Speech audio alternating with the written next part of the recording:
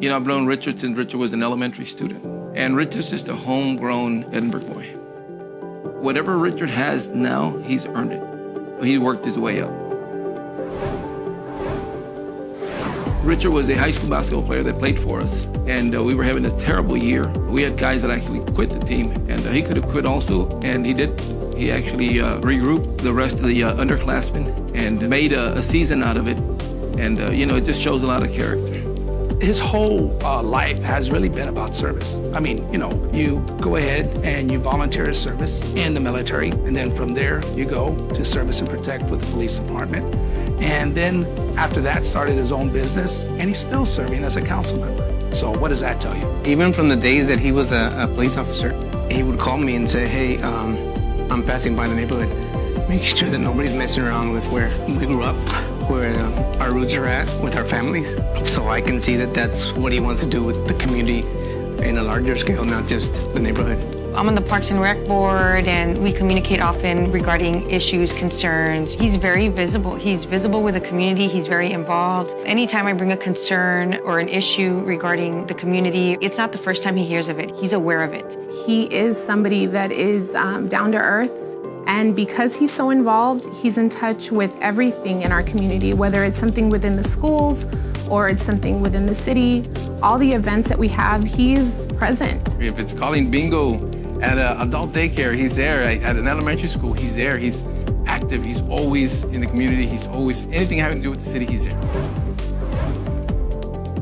Richard and I served on the Amigos del Valle board close to 4 years. There's just so much energy that comes from him, and it's like, let's get it done. It's in him, and you need to find people that have that energy and that passion to want to serve.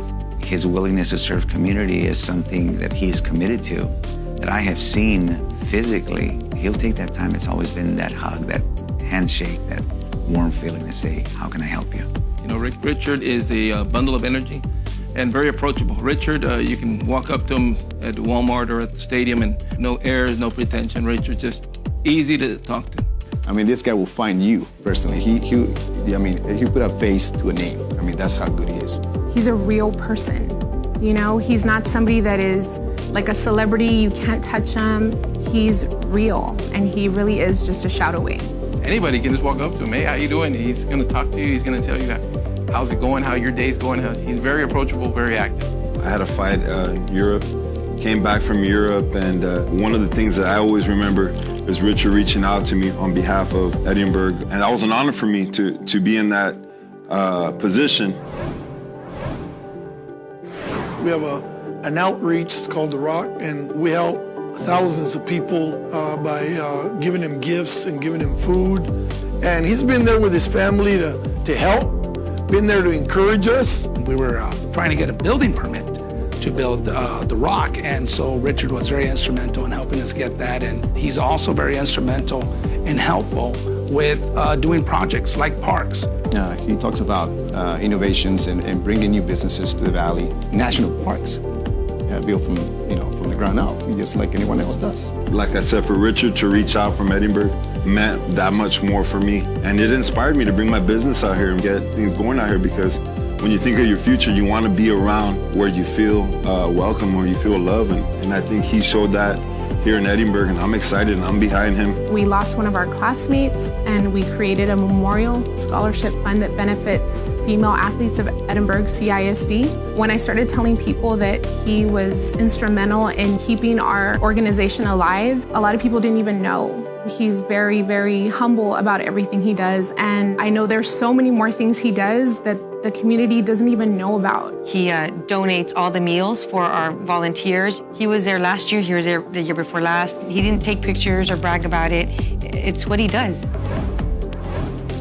I see a real warm cohesiveness between him and his wife and his children, wonderful kids that he has. I think it's important to the community to know that the man that's going to serve you has that sense of family, because that's what we consist of. When he was first elected, we took a big role. We knew we were going to have to make some changes and some adjustments, and that was sharing his time. We're a great team together. We work together. We have a strong connection together, and he's my best friend, and I could rely on him for anything. Well, he is strict, but he loves me a lot and he cares about me and all my brothers and sisters.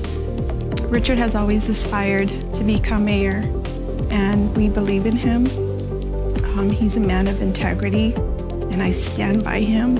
People that are not very important, he cares about. People that don't have a loud voice, he'll give them a voice. I don't think Richard wants to be a politician. Right? Richard wants to help people. He's a leader. He's a leader. He went from patrol to traffic. He became a supervisor. And I was like, hey, I went to school with that guy. That's Richard. That's who he is. He is the next mayor. He should be our next mayor for Edinburg. We are the Molina family and we support Richard Molina for Edinburg Mayor.